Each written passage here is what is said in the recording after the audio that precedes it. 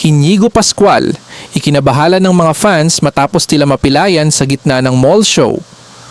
Nagbigay ng pag-aalala sa mga tagahanga ni Inigo Pascual ang isang video na ibinahagi ng Instagram user na si Wayna324 kung saan makikita ang singer-actor habang masiglang nagtatanghal sa Drag to Riches Mall Tour. Sa naturang video, makikitang todo ang enerhiya ni Inigo habang inaawit ang isa sa kanyang mga kanta at nakikipagkulitan sa mga nanonood. Sa kagustuhang mas mapalapit sa kanyang mga tagahanga, nagpasya siyang tumalon mula sa entablado upang personal na mabati ang mga ito.